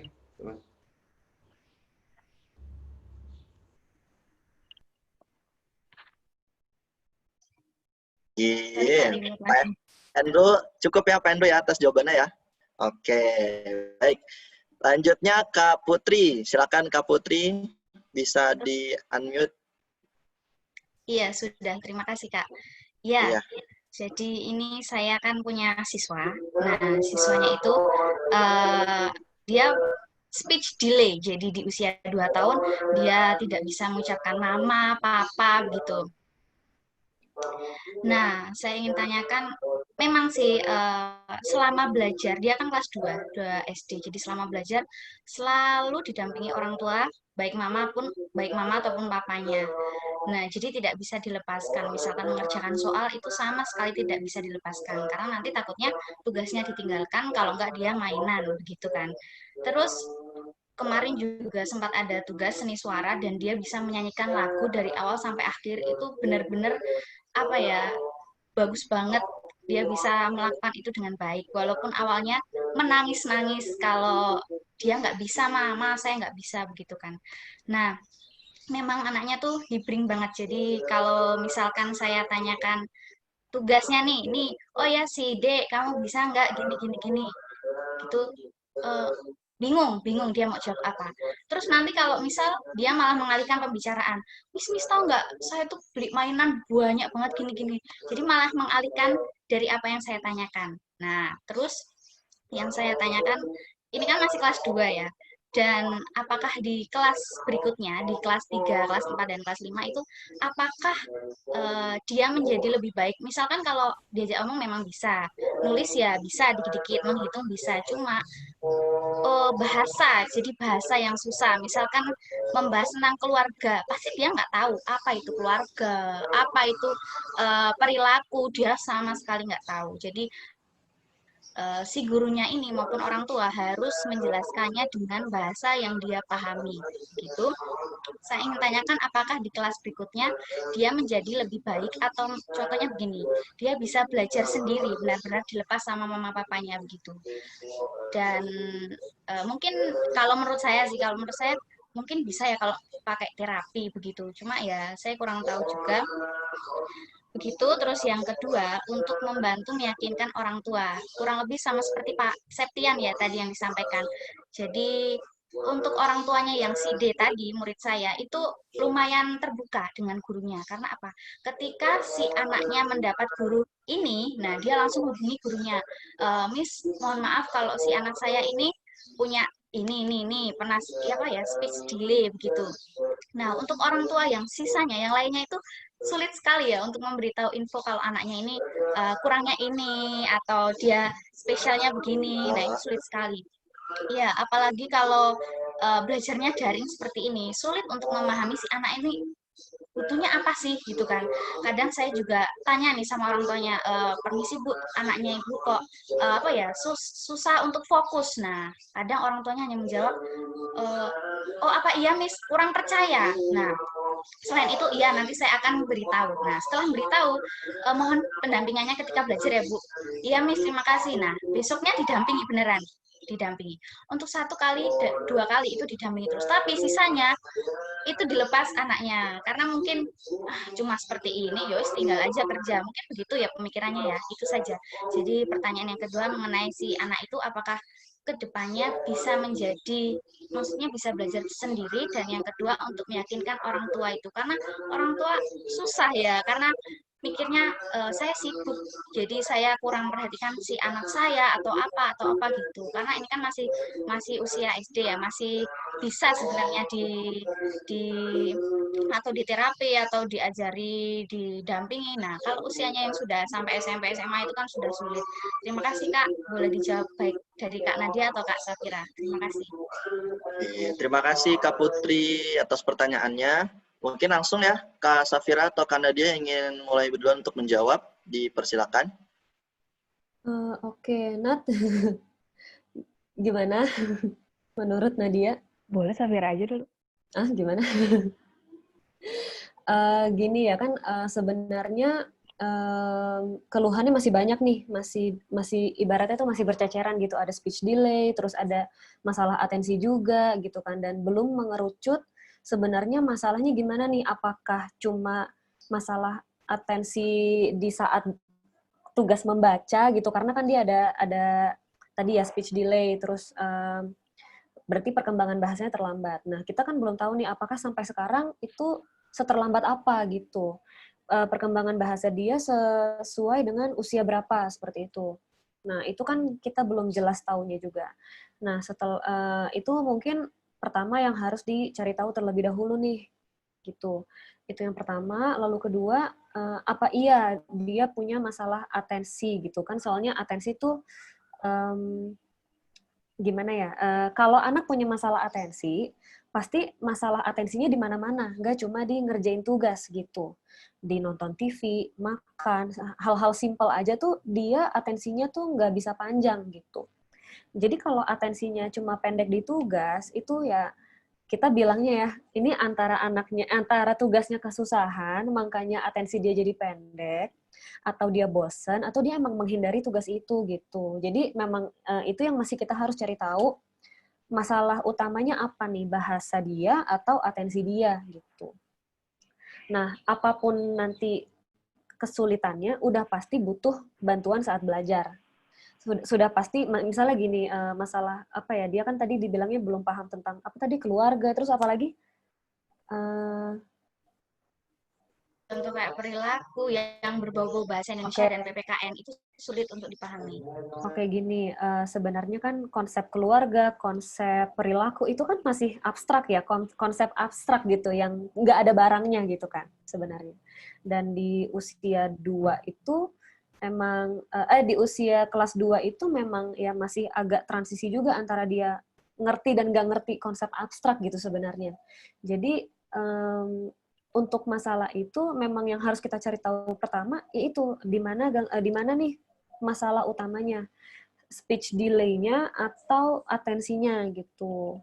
Jadi udah pasti tetap butuh penanganan di rumah juga. Jadi kalau masalah special needs gini ya, ibaratnya tuh semua harus turun tangan gitu. Di sekolah iya dia butuh bantuan, di rumah iya dia butuh bantuan gitu.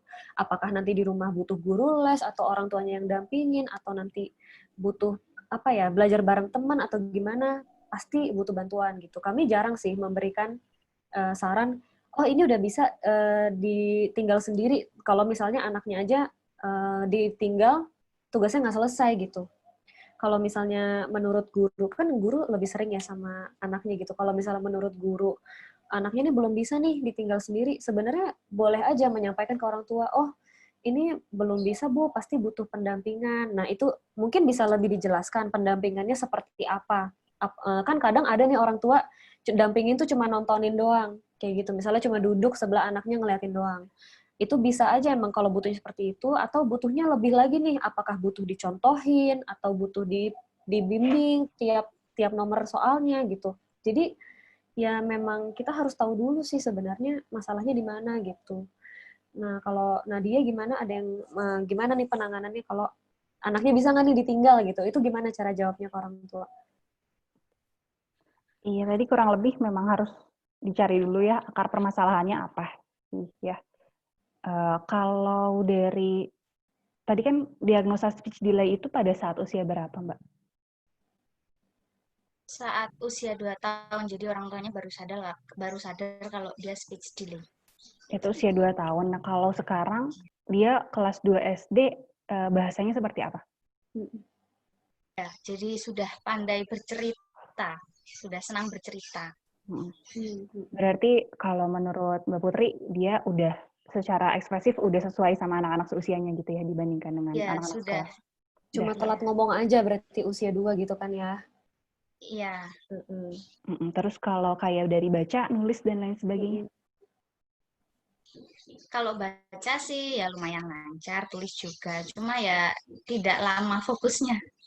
Berarti yang Mbak Putri rasakan memang tidak lama fokusnya gitu ya?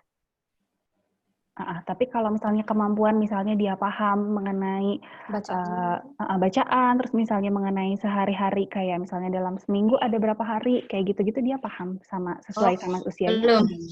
Menurut saya belum paham dia. Harus lebih dijelaskan detail lagi. Oke, kalau kayak gitu kan berarti memang masalahnya sendiri juga belum jelas ya.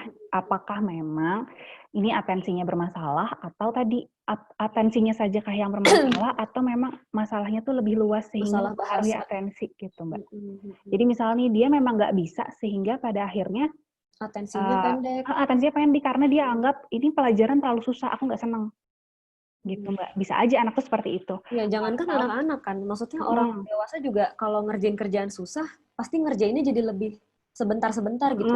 Karena dianggapnya terlalu sulit buat dia gitu. Nah, tapi ada juga misalnya anaknya memang, kalau memang masalahnya hanya atensi, sebetulnya dia bisa nih, tapi memang atensinya aja lama gitu. Atensi aja sebentar, misal gitu. Jadi dia kemana-mana dulu, tapi ketika dia udah fokus, dia bisa ngerjain. Nah, itu memang perlu mungkin diagnosa yang lebih tajam lagi gitu, Mbak. Dan mungkin bisa dibawa dari Mbak Putri sendiri bisa guru di inklusi atau di SLB atau apa? Inklusi sih, seperti sekolah swasta gitu sih. Di inklusi gitu ya Mbak ya? Ya. Mungkin misalnya karena memang diagnosanya juga belum jelas ya, mungkin perlu untuk konsultasi lagi ke psikolog untuk misalnya dilakukan lagi pengetesan observasi lebih lanjut supaya jelas akar permasalahannya apa, supaya misalnya gini, kalau memang misalnya masalahnya adalah anaknya benar-benar belum bisa, berarti kan nanti kurikulum atau misalnya pelajarannya memang Mbak Putri kasih sama dia juga akan berbeda nih sama anak-anak pada umumnya, karena memang kapasitas dia misalnya juga terbatas dibandingkan dengan anak-anak seusianya. Itu pertama, kalau misalnya kurangnya di kapasitas. Nah, tapi kalau misalnya kurangnya di bahasa misalnya nanti, berarti bahasanya doang nih yang perlu kita fokusin, gitu Mbak. Nah, tapi kalau misalnya tadi yang ketiga, bentuk kesulitannya adalah di atensi, berarti kan perlu itu yang ditingkatkan. Nah, salah satunya mungkin Safira pernah nih kasih modifikasi penanganan untuk anak dengan atensi yang terbatas. Mungkin Safira bisa ceritain. Iya, kalau memang masalahnya di atensi ya, memang dia ngerjain hal simple aja, itu atensinya jauh di bawah expected gitu. Jadi misalnya anak umur 5 harusnya bisanya 10 menit. Tapi anak ini cuma bisa 2 menit. Itu pun nggak ngerjain hal yang susah. Misalnya cuma sekedar mewarnai gitu. Dan dia akan mudah terdistraksi. Itu dia atensinya pendek karena dia gampang terdistraksi dengan hal-hal di sekitar dia gitu. Sekedar misalnya pensil di atas meja, itu dia bisa aja mainin itu pensil padahal itu nggak dipakai gitu. Dan cuma pensil doang. Sebenarnya kan itu bukan mainan, itu bukan toys gitu ya, bukan permainan kayak ular tangga, mainan game board gitu kan, enggak. Ya apa aja tuh dia mainin. Itu yang bikin atensi dia makin pendek gitu. Jadi kalau saya memberikan tugas ke dia, itu semua meja tuh harus bersih. Nggak ada pensil, nggak ada barang-barang yang nggak penting. Kadang barang yang dia pakai aja, itu saya yang pegang, saya yang kasih ke dia. Biar nggak dia mainin gitu. Nah, jadi ya itu ada beberapa cara untuk memperpanjang atensi dia ya. Contohnya ya harus dilatih gitu. Jadi misalnya namanya modifikasi perilaku gitu. Jadi misalnya saya kasih dia tugas, dia pilih hadiahnya mau apa. Kalau dia bisa selesaiin dalam jangka waktu tertentu, dia boleh main gitu. Kalau tidak mencapai target, saya tidak kasih main gitu. Jadi ya sebenarnya sesimpel itu aja untuk memperpanjang atensinya. Tapi ya kembali lagi harus dicari tahu dulu masalahnya di mana, karena ya itu penanganannya, terapi apa nanti yang dibutuhkan ya pasti beda gitu sih. Misalnya tadi Mbak kayak tadi kan itu kalau misalnya masalahnya di itu atensi. misalnya atensi ya. Kalau misalnya ternyata masalahnya malah dia memang sebetulnya memang nggak bisa, berarti kan bukan terdistraksi, tapi memang dia terlalu susah nih tugasnya gitu Mbak. Jadi memang harus kita cari dulu akar permasalahannya apa. Bagusnya memang coba konsultasi lagi ke psikolog supaya dicek nih sebetulnya akar permasalahannya apa, diagnosanya apa, gitu. Oke, gimana Kak Putri? Oke, terima kasih. Ya, oke. Baik. Oke, sekarang kita masih ada 2 penanya lagi. Ada Bapak Sanjaya sama Ibu Tina ya. Sekarang kita mulai dari Bapak Sanjaya dulu. Silakan Pak Sanjaya, pertanyaannya. Oke, terima kasih Kak Hos. Bismillahirrahmanirrahim. Allahumma sholli ala sayyidina Muhammad wa ala ali sayyidina Muhammad. Assalamualaikum warahmatullahi wabarakatuh. Perkenalkan, saya Sanjaya. Saya tinggal di Depok. Mungkin pertanyaannya tidak jauh beda dari Kak Septian dan Kak Putri. Hanya lebih menyikapi kepada ke orang tua gitu. Karena di sini banyak yang pendidik, sering ditemukan itu orang tua itu ada yang tidak percaya dengan anaknya ini anak berkebutuhan khusus gitu, masih mengejar nilai-nilai yang ada di sekolah gitu. Pertanyaannya itu bagaimana cara menyikapi orang tua tersebut kalau anaknya ini punya keterbatasan di bidang studinya gitu, di akademisnya gitu. Terus adakah kurikulum untuk anak berkebutuhan khusus dan kurikulum seperti apa untuk anak berkebutuhan khusus? Itu aja. Satu lagi, Kak Hos, Ya, silakan. Menyikapi tentang pubertas pada anak berkebutuhan khusus. Sama halnya anak-anak normal lainnya ya, anak berkebutuhan khusus juga pasti merasakan namanya pubertas. Nah, cara kita mengajarkan atau memberi penjelasan kepada anak berkebutuhan khusus tentang pubertas itu seperti apa? Gitu. Itu aja. Terima kasih Kak Host. Mohon pada Kak Nadia dan Kak Safira mohon penjelasannya dan pencerahannya. Terima kasih. Assalamualaikum warahmatullahi wabarakatuh. Waalaikumsalam warahmatullahi wabarakatuh. Gimana? Kak Safira dulu atau Kak Nadia dulu? Nadia boleh. Saya Ambil minum dulu. Ya udah, yang pertama tadi mengenai bagaimana cara menyikapi orang tua. Mungkin Pak Sanjaya ini pendidik kali ya? Iya. Pendidik di inklusi, Pak. Iya, kebetulan. Oh iya. Untuk menyikapi orang tua seperti itu, ya tadi mungkin ini pertanyaan yang awal ya, tadi Pak Septian sempat ajukan. Gimana sih cara menyikapi orang tua yang memang menganggap kalau nilai-nilai di sekolah nih yang paling penting, sementara dia sendiri nggak merhatiin anaknya kayak apa gitu. Ya itu balik lagi ke orang tua sendiri. Sebetulnya sekarang punya anak tuh kan seorang manusia yang punya kebutuhannya sendiri, punya keinginannya sendiri, punya kemampuannya sendiri, gitu. Orang tua punya anak tuh tujuannya apa sih gitu. Kalau misalnya tujuannya, karena kan orang tua di Indonesia atau orang tua secara Asia gitu ya suka menganggap kalau anak tuh kayak investasi katanya gitu, nanti dia akan balik lagi, akan mengembalikan apa yang kita udah kasih sama dia gitu. Padahal pada dasarnya kan gimana ya? Mungkin bisa disampaikan kalau anak kan titipan dari Allah, gitu, titipan dari Tuhan. Dan ya bagaimana cara kita mendidik anak, mau apakah anaknya berkebutuhan khusus ataupun tidak, pasti adalah harus tetap menyesuaikan sama kebutuhannya anak, sama keinginannya anak. Jadi nggak bisa tuh memaksakan kehendaknya orang tua, karena ya orang tua ini cuma dititipin aja loh, gitu, dititipin seorang manusia, seorang human being yang memang dia punya kebutuhannya masing-masing. Jadi orang tua nggak bisa memaksakan kehendaknya orang tua, pengen anaknya misalnya sekolah sampai perguruan tinggi. Oke, kalau misalnya anaknya bisa, nggak apa-apa banget kita kejar. Pasti anak-anak dengan kebutuhan khusus pun ketika memang kemampuan dia memadai, bisa kok dikejar gitu. Cuma balik lagi, apakah anaknya bisa? Apakah anaknya mampu? Apakah anaknya bisa mengejar hal tersebut? Ya kalau misalnya anaknya tidak mampu, berarti kan kebutuhan anak bukanlah masuk sekolah perguruan tinggi, tapi misalnya anaknya butuhnya adalah dia terapi dulu nih, terapi misalnya hal apa aja nih yang perlu dia optimalisasi, misalnya tadi dia terapi wicara kah, atau misalnya terapi perilaku kah, atau terapi sensor integrasi, atau bahkan fisioterapi yang harus ke rumah sakit gitu. Diperhatikan dulu kemampuan anak sampai mana, jadi kebutuhannya tuh apa. Tapi kalau misalnya memang anaknya berkebutuhan khusus, tapi dia kemampuannya kurang lebih sama dengan anak seusianya, itu pun juga tetap harus memperhatikan kebutuhannya dia. Misalnya anak-anak dengan autism ringan nih misalnya, tapi dia kemampuannya bisa setara dengan anak seusianya, berarti kan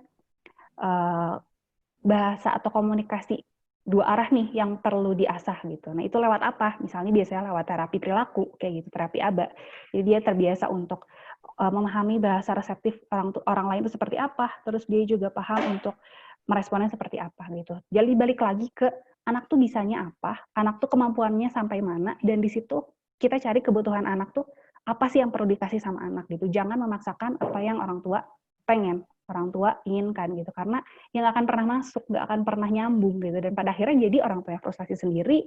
Orang tuanya tadi seperti yang disampaikan sama Safira, orang tuanya nggak pernah menerima apa ya, bagaimana keadaan anaknya, pada akhirnya penanganan ke anaknya sendiri juga jadi nggak akan pernah benar gitu.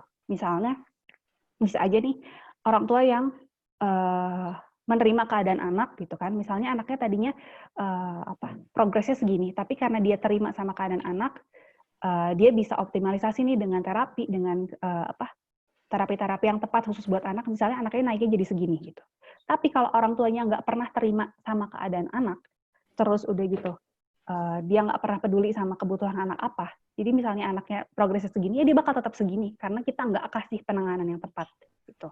Jadi yang pertama adalah kita harus ngeh dulu si anaknya butuhnya apa, anaknya kemampuannya sampai mana, dan kita jadi bisa kasih apa yang dibutuhkan sama anak gitu. Itu yang perlu dikasih tahu sama orang tua. Tolong jangan paksakan kehendak orang tua, tapi apa ya? Yang harus kita junjung tinggi adalah kesejahteraan anak gitu. Kemampuannya anak seperti apa, maka anak sejahtera jika kita kasih dia sesuatu yang memang sesuai sama kemampuannya dia gitu. Itu yang pertama apa ya. Yang kedua tadi mengenai apa ya, tadi aku lupa pertanyaan kedua. Pubertas. Perasaan sebelum pubertas ada Kurikulum dulu Kak. Oh, Ada nggak kurikulum? Nah, kalau mengenai kurikulum, jujur-jujuran nanyanya harusnya ke guru PLB ya, karena itu kan kurikulum kan memang disesuaikan sama pendidikan gitu. Jadi sayangnya di sini nggak ada guru PLB, atau ada nih yang bisa kasih? Nggak ada. Tuh ada Kak Okta. Angkat tangan Kak Okta. Ada Kak Okta. Tuh mungkin Kak Okta bisa sharing mengenai kurikulum. Oh ya, jadi kalau untuk kurikulum ya, kita kembali lagi, karena kita itu kurikulum ditata oleh negara, oleh pemerintah, kan kita nggak bisa ngikutin juga ya, karena kita sendiri, kita tahu kemampuan anak itu segimana. Dan kita biasanya memodifikasi lagi ke kurikulumnya itu. Jadi kita tuh kayak mengerucuti lagi kemampuan anak tuh segini loh, segini. Jadi kita sendiri yang modifikasi sebenarnya. Kita udah dari pemerintah segini, terus kita tahu anaknya kayak gini, ya udah kita yang ngolah lagi, kita ngolah kurikulum lagi, bisanya segini. Jadi ya udah yang kita modifikasi yang itu aja. Yang kita kasih segitu gitu. Jadi sebenarnya dari pemerintahnya itu kan karena pemerintah itu nggak tahu ya aslinya gimana di lapangan gitu kan, karena kita juga tahu, oh anak tuh nggak bisa loh segini gitu kan, nggak bisa dipaksa juga karena emang kemampuannya tuh nggak segitu gitu kan. Jadi kita sebagai guru-guru kita rapat, kita membahas tentang kurikulum itu sendiri. Jadi gimana nih gitu, modifikasi apa aja nih yang bakal kita kasih ke anak buat anak itu ngerti. Jadi nggak terlalu sulit, tapi nggak terlalu ngegampangin juga kurikulum gitu. Jadi sebenarnya ke guru PLB-nya juga sih, ke guru-guru yang ada di sekolah itu sendiri gitu Pak. Berarti emang intinya ke gurunya ya, bagaimana guru dapat memodifikasi materi supaya si siswa ini atau peserta didik paham gitu dengan materi yang disampaikan gitu ya. Oke, itu gimana? Ada satu lagi pertanyaan ya tentang pubertas ya. Terakhir, ya silakan Kak Nadia atau Kak Safira menjawab. Kalau tadi yang mungkin yang mengenai kurikulum berarti mungkin memang harus diskusi sama guru PLB kali ya Pak Sanjaya. Dan kalau modifikasi per anak, kalau menurut saya memang harus, karena memang setiap anak punya kemampuan yang sangat berbeda-beda, dan mungkin ya itu yang masalahnya tadi seperti disampaikan Bu Okta, yang pemerintah nggak tahu gitu di lapangan seperti apa, dikiranya anak kebutuhan khusus sama aja kayak gitu, padahal enggak. Ketika kita udah ke lapangan ya kemampuan mereka sangat berbeda-beda sekali, dan kita sendiri yang harus menyesuaikan gitu. Dan sulitnya adalah memang harusnya pemerintah yang bisa nih ngasih sistem pelatihan buat guru-guru gitu, tapi sejauh ini kan ya udah kan pelatihan untuk guru-guru inklusi kayak ya udah aja gitu ya Pak ya gitu. Nah terus untuk yang pubertas ya, pendidikan seks untuk anak-anak berkebutuhan khusus tuh memang harus dari sejak dini juga kita sampaikan gitu, disesuaikan sama mereka ngertinya apa. Misalnya nih untuk anak-anak dengan tunagrahita di usia dia udah masuk remaja, tapi kan dia kan pemahamannya rendah ya Pak ya gitu. Jadi misalnya kita udah mulai kasih tahu siapa aja nih yang boleh pegang badannya dia, misalnya pegang dari pundak ke lutut misalnya, itu cuma boleh dipegang sama orang tua gitu, sama ayah atau sama ibu gitu. Sementara kalau orang lain nggak boleh pegang gitu. Gitu pula kalau misalnya di luar bajunya harus dia kan kadang-kadang buka-buka rok apa kayak gimana gitu ya, kalau misalnya anak-anak tunagrahita mereka segitunya nggak paham. Nah itu yang masih dikasih tahu kalau orang tuh jahat di luar sana tuh ada aja yang jahat gitu, dan kamu harus hati-hati kalau misalnya di luar sana nggak boleh tuh rok tuh dibuka-buka, atau misalnya kalau kamu misalnya dekat-dekat sama laki-laki, hal apa aja sih yang boleh misalnya badan kamu tuh disentuhnya seperti apa? Misalnya dia nggak boleh. Kadang-kadang tuh misalnya aku pernah lihat kayak misalnya dipangku apa kayak gimana. Nah itu hal yang masih dikasih tahu kalau mereka tuh itu nggak boleh gitu. Karena apa? Karena orang tuh bisa aja nanti misalnya ngejahatin kamu atau gimana. Pokoknya jelaskan sama mereka dengan cara yang bisa mereka pahami gitu ya. Misalnya kayak ngejelasin tentang jahat sama baik, kayaknya kurang lebih mereka paham lah ya. Misalnya nanti orang ada yang jahat, nanti kalau misalnya kamu kayak gitu, nanti orang bisa jadi ngejahatin kamu kayak gitu. Misalnya kamu diculik apa gimana kayak gitu. Hal-hal kayak gitu yang udah harus dijelaskan. Dan kalau menurut saya sih dari mulai usia remaja juga, dari usia sebelum remaja juga udah boleh dikasih tuh ya, karena perubahan fisik secara sekunder kan nggak dari mulai menstruasi ataupun mimpi basah. Jadi tadi mulai sebelumnya tuh perubahan misalnya payudaranya membesar, terus pinggulnya melebar, terus udah gitu laki-laki juga mulai tumbuh bulu-bulu halus, itu tuh dari sebelumnya kan, dari sebelum mereka menstruasi ataupun mimpi basah, dan itu udah mulai harus dikasihin. Cuma memang cara kita ngejelasin harus sangat konkret gitu ya, nggak kayak kita ngejelasin misalnya ke remaja pada umumnya, cuma jelasinnya misalnya ini jahat dan baik dan kamu nggak boleh ini, nggak boleh itu, badan mana aja, bagian tubuh mana aja yang boleh dipegang atau enggak, kayak gitu sih. Mungkin dari Safira ada tambahan.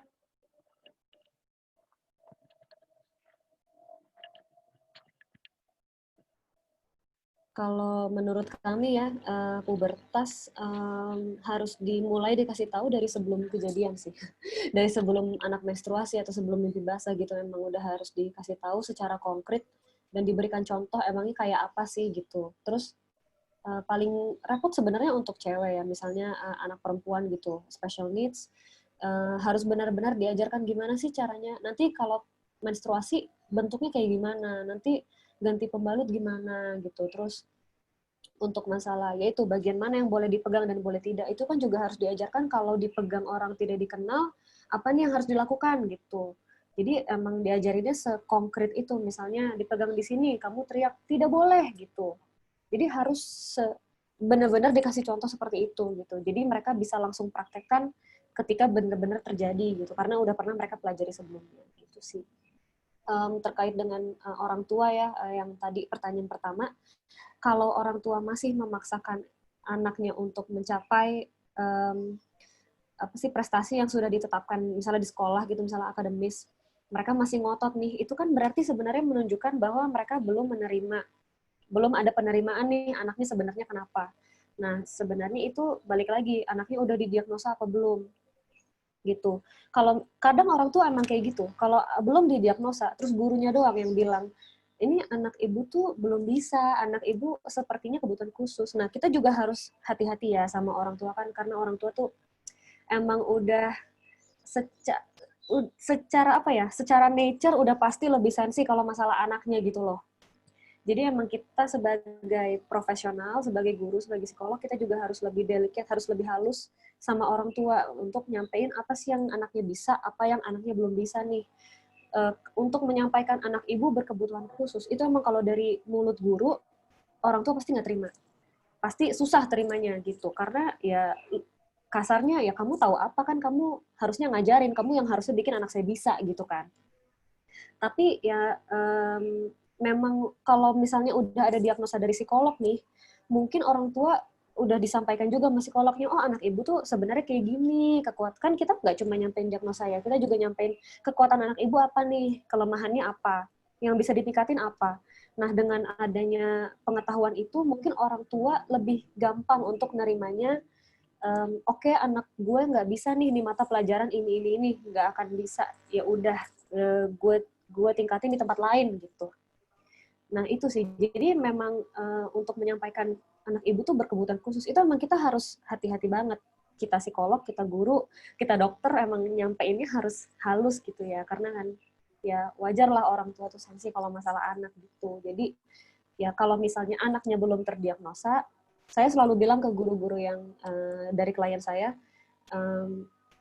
mending jangan bilang anak ibu tuh special needs gitu. Anak ibu nih ada kekurangan di sini. Langsung aja sarankan, apa ibu mau coba cek ke psikolog? biar kita tahu nih masalahnya serius apa enggak gitu, apa mungkin cuma butuh cara belajar yang berbeda gitu. Jadi emang harus halus, kalau bisa langsung diberikan solusi, apa dikasih, yaitu apakah ibu mau ke psikolog, coba cek dulu, biar nanti hasilnya kita sesuaikan nih, cara belajarnya anaknya gimana gitu. Ya mending kalau tidak ada diagnosa, hindari aja bilang anak ibu special needs gitu ya. Agak bahaya, kasihan kan orang tua, gampang sedih gitu. Ya mungkin kalau buat guru memang sebaiknya itu dihindari kali ya, istilah seperti itu. betul. Biar misalnya biar dokter tumbuh kembang atau misalnya psikolog anak aja yang memberikan diagnosa. Cuma kalau misalnya memang sudah ada diagnosa dari psikolog, ya mungkin jadi guru bisa merujuk ke situ tuh, misalnya kekurangan anaknya di mana, jadi hasilnya apa, kekurangan anaknya di mana, kelebihannya apa, itu yang bisa mungkin dirujuk sama guru-guru. Gitu sih. Oke, gimana Kak Sanjaya? Ya, alhamdulillah. Terima kasih penjelasannya Kak Safira dan Kak Nadia, cukup jelas. Terima kasih juga Kak Hosni sudah ngasih waktu untuk memberikan pertanyaan. Oke, terima kasih Kak semuanya. Baik. Iya. Oke, alhamdulillahirrabbilalamin. Luar biasa. Sungguh antusias dari teman-teman peserta terkait tentang pertanyaan-pertanyaan yang ditanyakan kepada narasumber kita. Dan sudah tidak terasa ya, kurang lebih 90 menit kita mengikuti webinar ini. Dan kalau memang dari teman-teman peserta ada yang ingin ditanyakan kembali kepada narasumber, di sini di kolom chat nomor kontak person Kak Safira dan Kak Nadia. Kalau memang mau ada tanya-tanya, ngobrol-ngobrol secara personal, dan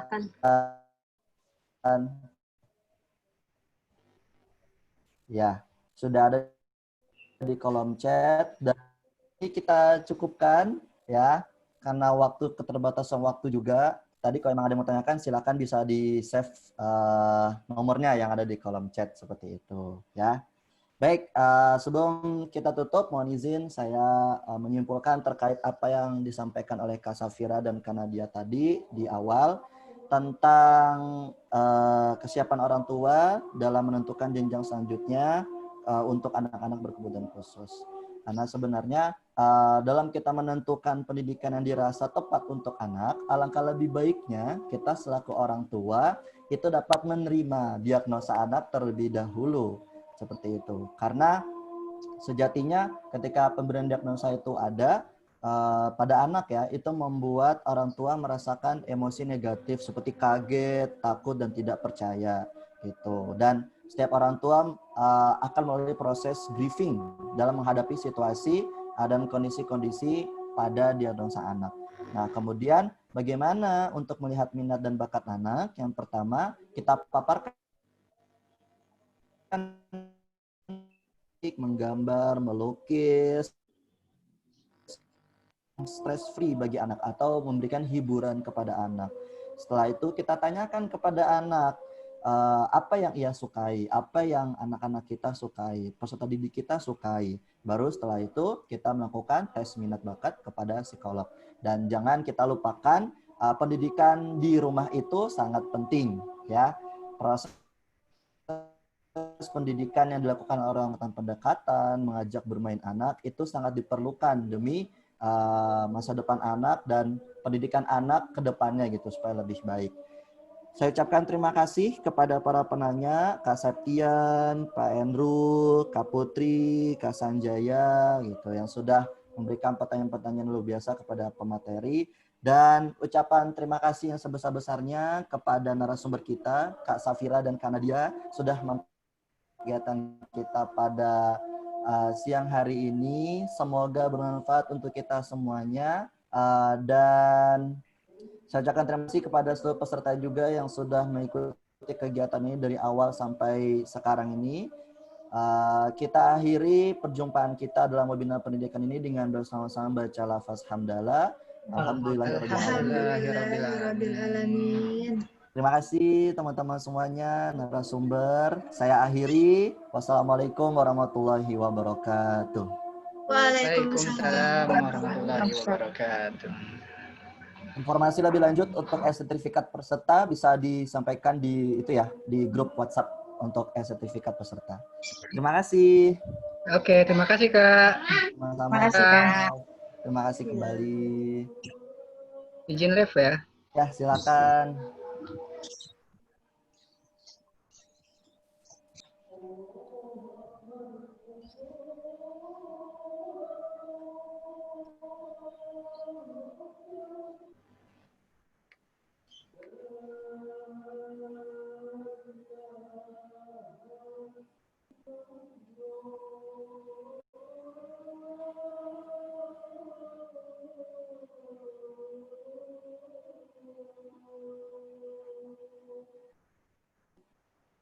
Wah, udah ya.